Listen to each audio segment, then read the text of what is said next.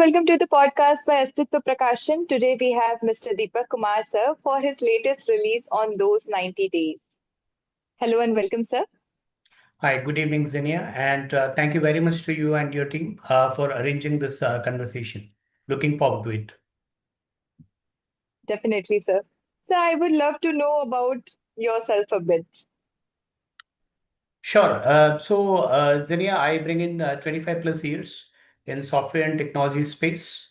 A large part of my career has been leading large teams, solutioning pre-sales, consulting, and sales teams across the organizations of all sizes, right from the boutique consulting firms to large MNCs as large as MetLife and Oracle. And Off late, July last year, I put papers with my last organization, and right now I am in process of building my startup. That's basically building something at intersection of artificial intelligence and sales. That's amazing, sir. And sir, starting off, first of all, those 90 days, what does this reflect or depict, sir? I want to know. Well, those 90 days, what it depicts, I mean, the name, it looks a little uncommon, from a book name perspective. And Yeah. I did think about how do we really name this journey of those last 90 days when the organization that you called home for those X number of years, you are in the process of transition. So what do you call this as? And I said that app name would be actually those 90 days that you spend as part of your notice period being served to the organization.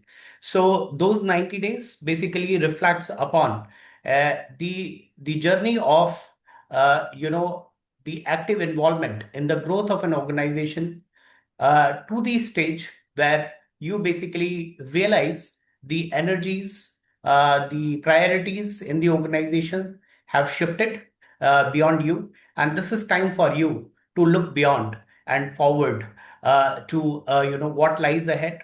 But at the same time, uh, rather than burning the bridges, we basically are talking about how do we really constructively live that 90 days period and leave a legacy behind.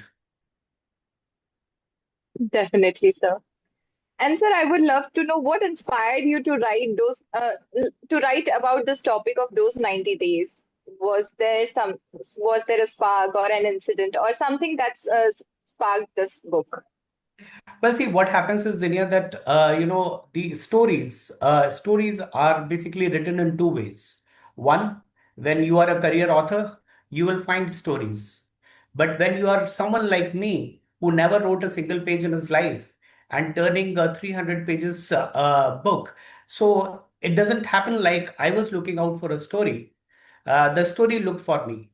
So this was not something which was designed. I was well settled in career, was doing pretty well for myself and my family.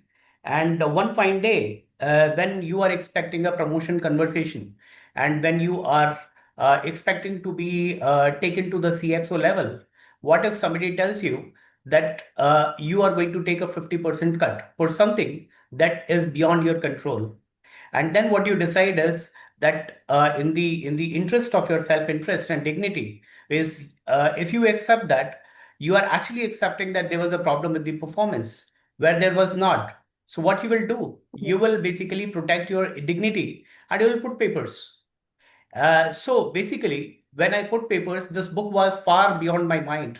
But what I realized is that uh, 15 to 20 days into my notice period, I started realizing lots of patterns evolving around the people. The way the conversations happen, they started shifting. The priorities started shifting. The presence, where my presence was mandatory, the presence started becoming optional. I realized that this is something I should journal.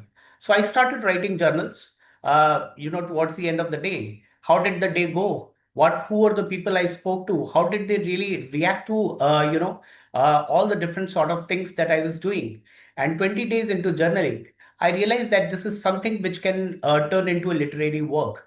And that's where I started basically, looking at the available literature. I did a deep research, figured out, to my surprise, that there are tons of books and literature around.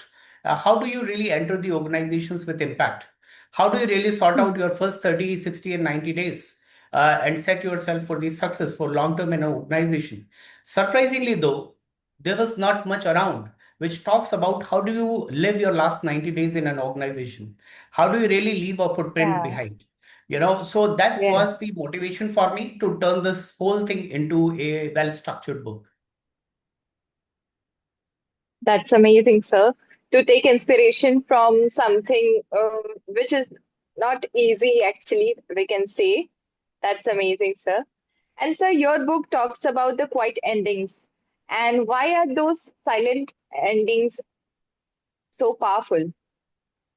Well, see, I would not say those endings are silent. But actually, I would say typically how you really part ways, it matters. It matters a lot. It basically shows off your character. It shows off how you lived in the system. I firmly believe that it is not important. Why did you leave? What is important is how do you leave, actually? That is remembered for the longest period of time after you are gone.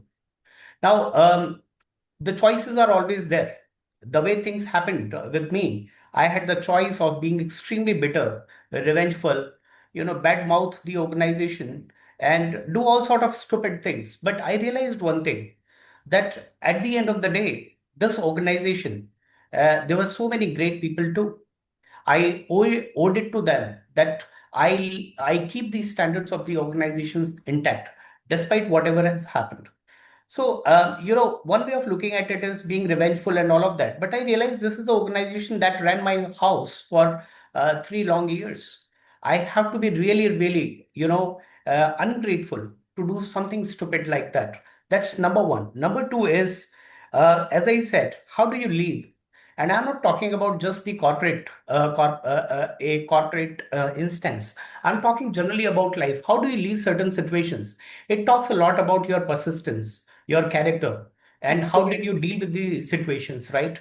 I realized that, Yeah, rather than being revengeful and all of that, well, I I thought that this is also a revenge, a sort of revenge, when you basically try to do things in the most rightest way and you basically build a legacy behind and you make those people feel that why did we let this guy go in the first place. I don't know whether we should call it as a revenge or not, but it's a constructive one. So basically, to absolutely. answer your question, I would not say silent endings, I would say transformative endings. Because those endings, the way I ended my chapter with this organization, I was a much transformed person. I understood the situations like this much better. I'm in a position because of that experience that if somebody comes to me tomorrow who is, let's say, 10 years junior to me and he faces a similar kind of situation, I actually with a lot of confidence can tell him how he should deal with such a situation because I lived through it. So this was the example I was not only setting up for myself, it was an example I was trying to set for the other people who go through a similar kind of situation, actually. Absolutely, sir. And so, how did this goodbye turn into a new beginning for you? Well, so many good things happened, Zinnia. So many good things happened Okay. because I always believe that, uh, when God puts a hurdle in the path, He basically creates a secret passage to the next bigger thing. And in my case, what so happened is that first thing first, I never thought in my whole life that I would turn into an author.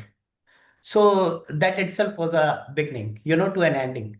And I always keep thinking and keep telling my well-wishers and friends that had all these things not happened, and if the story was as rosy as I wanted it to be, I would never have thought of writing something.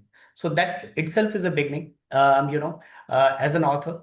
Second thing is that I have been, though of course, I have spent 25 plus years in, technology and software space. 2018, I took a break from corporate, and the next 5 years, I built two back-to-back companies. Uh, you know, and one of those was incubated by NASCOM. It was recognized by Telangana AI Mission. So lots of good things. Ultimately, we ran into certain challenges and I came back to corporate. But actually, the people like me, the entrepreneurs who have this entrepreneurial DNA, they are crazy set of people. They would never want to sit tight at one place where you are getting a steady Mhm. paycheck and morning to evening kind of stuff. They really don't get settled into this. So this was also a sort of kick for me that come back to the world that you actually belong to. And what happened is that July, I served my notice period, completed my notice period. On the 90th day of my notice period, that was precisely the day I wrote the last page of this book. Because after this, I was talking to Astitva Prakashan team and we got into the publishing mode. The second thing is that immediately after this, I started conducting deep research around my next entrepreneurial, setup. So we started conducting a deep market research and all of that. We started sizing up the problem. And now, today, as I speak, cutting it short, we actually we are in process of incorporating a company, which we plan to headquarter in London. And the product is almost kind of starting to develop. The prototype is done. It's already validated in UK and US markets. Now, the point here is that if all of this did not have happened, I would not have been thinking about doing something new. So, of course, I mean, I Mhm. can tell through my own lived experience that, if somebody says that it was a huge setback for me, well, it is the way you look at it, as simple as that. Yeah. So I did not look at that as a setback. I just thought that, okay, so my days in corporate are over. So I am going back to doing things that I enjoy doing the most. That is all it is, Zinnia. Sir, was it hard to write without anger or regret? Well, see, at the end of the day, I'm thankful that you asked this question. Look, at the end of the day, you, me, all of us are human beings, and Absolutely, sir. you call it negative sentiments, positive sentiments. All of this is part of the core DNA of every human being. Of course, I was resentful. I was really very, very bitter in the first 10 days. I panicked. I was completely clueless. I did not know what exactly to be done, and I was not mentally prepared to start looking out. At my career level, it is not easy to, just flash the resume in the market and, immediately get interviewed and all of that. Yeah. So I was panicking and I thought that, why did this happen to me?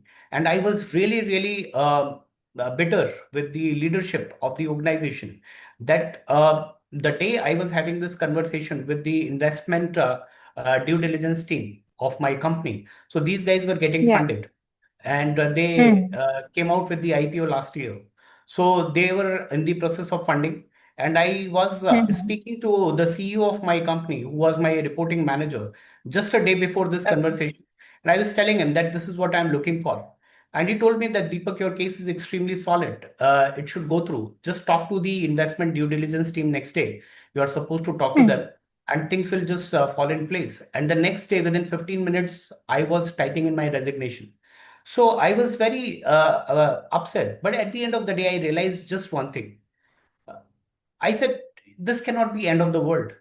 I thought that when I joined this organization, there was a reason I joined this organization because I depleted on the finances because of running two back-to-back companies and all of that. I looked at my bank balance, touch wood. I said, this is all good. The money is accumulated and there is nothing much to worry about.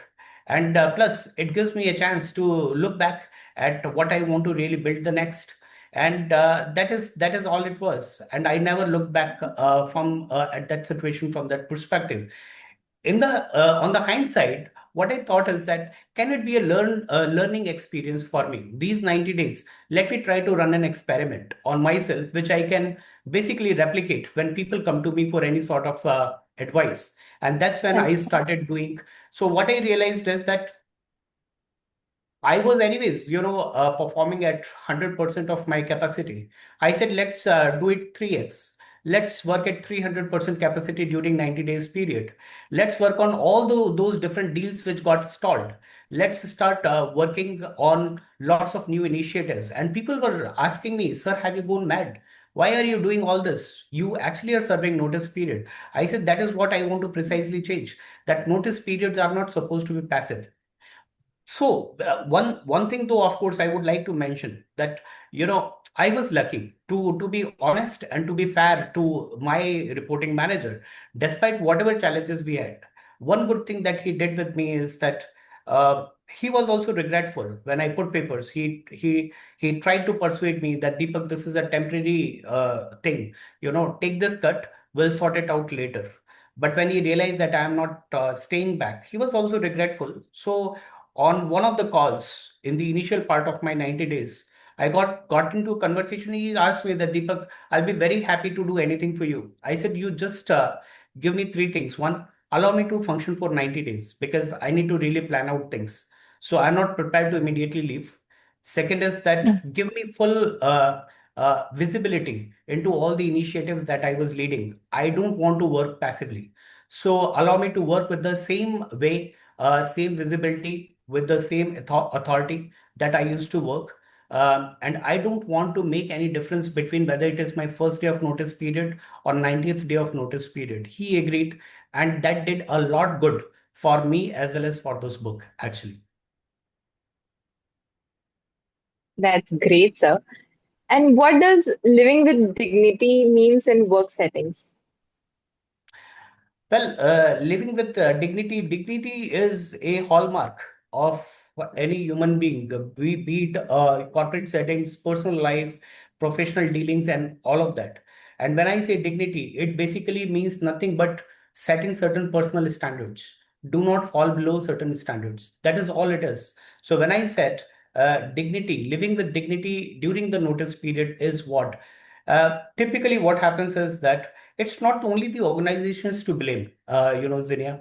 When the 90 days notice period starts, you must have seen, I have seen, people become very passive. They become detached. They Yeah. become aloof. They will stop coming to office. They'll become irregular in all the meetings. They will take years to, respond to a single communication or email. My question to such kind of people is just one. What really changed? You are still paid by the organization. The notice period doesn't mean that you stop working because the organization gave you 90 days notice, but they did not fire you right away. So those 90 days money is coming into your account. Do justice to that. So when I say dignity, the dignity in the 90 days is this one. You should stop pushing people to be heard. You have to Hmm. accept the reality that you have put papers. This organization, which was your home, is no more your home. It is a transit now.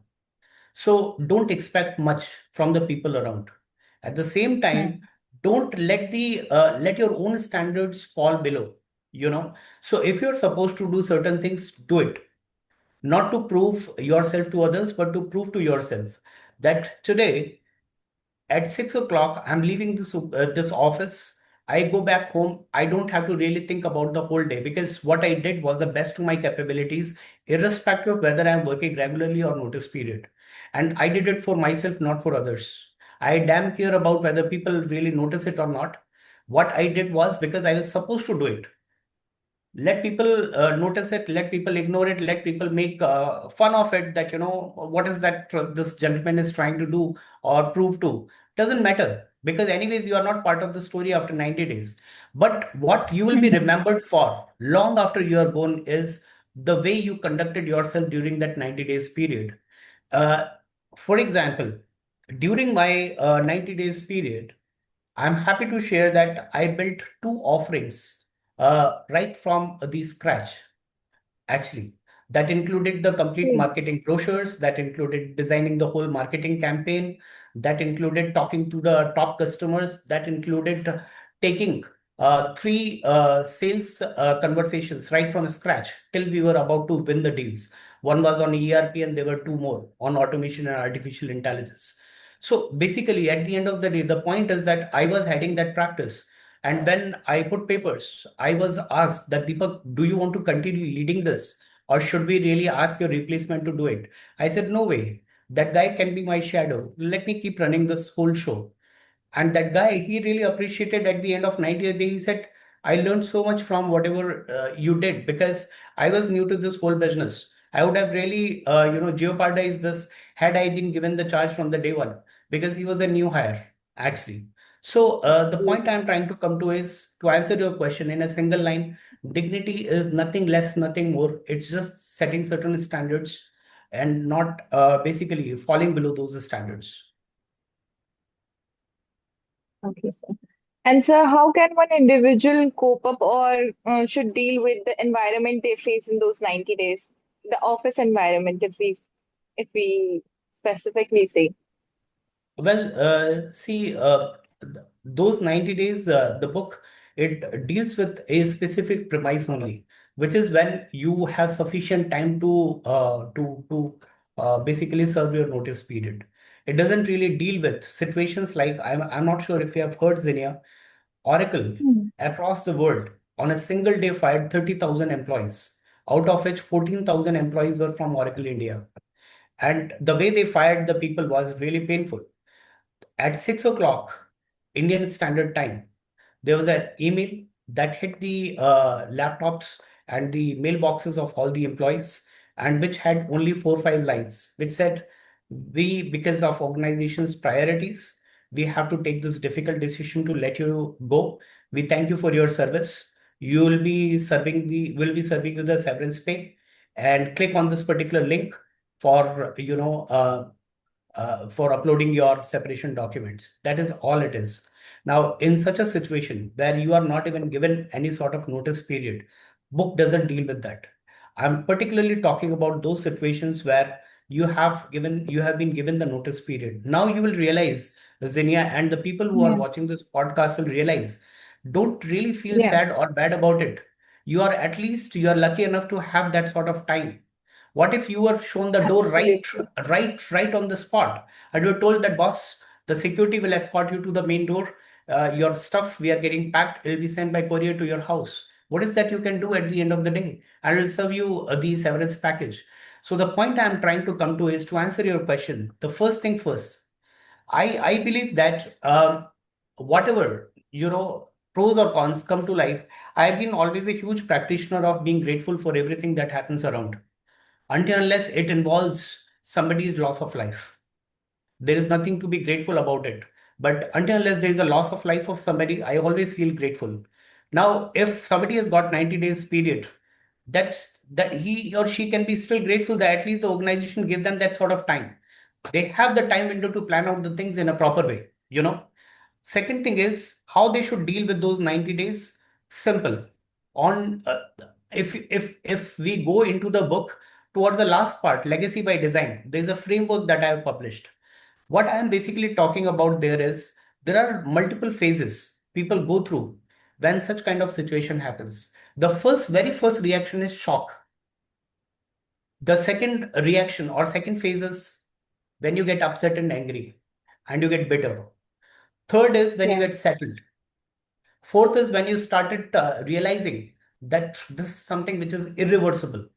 And the next phase Hmm. is when you start looking out for the next options. I'm basically talking to the people that, I'm not preaching anybody not to feel bad. I'm not preaching them not to feel down. They are Hmm. allowed to cry. They are allowed to be sad, but only for a certain period of time. Don't carry it with you as a baggage. Yes, you are attached to a place. That's okay. That is absolutely okay. The attachment is part of human emotions. We get attached to people, we get attached to the places, we get attached to so many things. That's okay. Attachment is, by definition, is temporary. So it's okay. If you got attached, feel bad about it, feel sad about it, be heartbroken, but put a time to that and come out of it and start thinking about your life ahead. So in 90 days, I basically tell the first 45 days, feel bad, sad, violent, whatever you want to do. It is up to you. Okay? Get hold of yourself. The next 45 days belong to the future. What is that you are going to do after the next 45 days, when you are out of this organization? Either you have cracked a couple of offers, or you want to build really something really beautiful like I'm trying to do as a startup. Whatever you want to do, start setting up connections in the market, start talking to people, start socializing, and start shaping up your path that starts next 45 days after. So I mean, that's basically my humble suggestion is, I mean, I'm not in a position to guide people. it is their life, but I can only share what I did to myself, and I thought that I came beautifully out of it, actually. Yes, sir. So how can silence become strength? Well, see, silence is interpreted in multiple ways, Zinnia. One Yeah. form of silence is when things are really not happening as per the standards, as per your acceptance. Silence there is cowardice, actually. But Yeah. uh, the other form of silence can be a strength. When you realize that the other side, despite whatever you say, uh, that's not going to really impact. It's only going to hurt your mental peace. The other side is Mm. not really going to change. What is the point? There is no point in wasting time, emotions, efforts, and everything. So basically, in the perspective of those 90 days, what I mean by silence is stop proving yourself to others. Do things, keep doing things silently. You don't have to really tom all your achievements to people, because anyways you are out of the race. You are not getting promoted, you are not getting the star awards or all that stuff, right? That's all passed behind. You're doing it for yourself. So keep doing the things, let people notice, but do it silently. You don't have to really put those mails, copy hundreds of people around and talk about those things broadly in the meetings and all of that. Ultimately, I come from a sales and pre-sales background. Somebody might come from technology, core technology development background, from which I come from my previous experience. Point I'm trying to make is that depending on what profile you are, you must be doing some really stellar things in those 90 days. Be it building a completely new module of a particular project that you are part of, be it winning a particular deal for the organization if you're part of the sales, be it supporting multiple, large deals if you're part of solution engineering or pre-sales. Point here is when you are adding tangibly to the growth of the organization, it's anyways going to be visible. It's anyways going to be visible. Let it be visible through the actions. Let people keep coming back to you rather than you talking about it, because anyways, as I said, you are out of race. Yeah. And I will tell you something. I realize this, that when you are working silently in those 90 days, what if before the 90th day happens, those 90 days they are reverted back? What if they say that, well, we cannot afford to let you go? As simple as that. You just tell us what is that you want. We'll do it for you. The right-minded organizations will do it. They will always do it. What if that doesn't happen at all and you set the precedent for yourself and the whole organization? So the whole point is when you say that what is the power of silence, or why it is so strong during 90 days? Because your actions will anyways speak. During those 90 days, you are not proving yourself to anybody. You are a free spirit, actually. Absolutely, sir. And so, what would be that one last message you want your readers and viewers to have? Well, see, as I said, I'm just a first time author. I don't plan to be a career author, though, of course, I'm happy to let you know. I'm starting with my second book while I'm building my startup. So I'm going to start with my second book. And as I said, uh, it's different. When you actually plan your career as an author, you will go and find stories. Stories find you. When you actually just love writing, nothing else, you really don't care how many people will read it. You just write it for the love of it. So in my case, I'm a first time author. There's nothing to preach about. I can only, talk from my story of 90 days, and just three things. One, those 90 days can happen to anybody, absolutely anybody. Second, if that happens to you, be grateful that they did not fire you on the first day without notice. You still have 90 days window. Life is not gone completely. And the third thing is, which comes from my own experiences, it's just not the ending. Definitely not the ending. Definitely not the setback. It could be just the start of something extremely beautiful, which is beyond your imagination, and you will realize as you start going through those 90 days. That is all it is, Zinnia. Thank you so much, sir. And sir, I would love to know a bit about your journey with Asitva Prakashan. Well, see, Astitva Prakashan team, it's like a family now. It's a close-knit team. I work with Vikram, I work with Pradeep, and Pradeep has been a huge support. And as I speak with you now, we get to know you as well. I think the experience so far has been effortless. Those typical teaching troubles. When you are a first-time author, you are working with in a self-publishing mode. Those teething troubles, they are all part of the game. But at the end of the day, overall, if you say my experience, I would like to repeat it with Astitha Prakashan when I write my second book. Thank you so much, sir. Thank you so much for joining me today and sharing your insights, your journey, your work with Sure. us.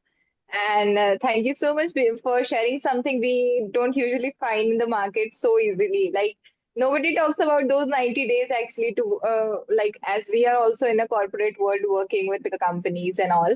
So thank you so much for putting a light over there and speaking out about it and in a very positive way, actually presenting a very different way of seeing those 90 days for me as well. Because I have seen so many people working like for those 90 days, of course, they don't feel like they are a part of it anymore and they do some things like that. But yes, taking it all positively and uh, still working on the things as it is, that's really great, sir. And thank you so much for joining me today. No, Zinnia, thank you so very much. Pleasure has been all mine. You have been extremely gracious hosting me. Thank you very much. And life goes on. Those 90 days, even if what if it was just the day zero, and things just would have happened. I would have been still living. I would have been maybe name of the book would not have been those 90 days. It could have been called as day zero. How did I really get hold Yeah. of myself from the day one onwards for the next 365 days? The point I'm trying to come to is that we would have still been talking. You still would have been, having this conversation with me. So nothing changes. Life goes on. And in this whole journey of life, people like you, your team at Astitha Prakashan, they are a huge blessing. So thank you so very much for your conversation today. Thank you so much, sir. Have a great day.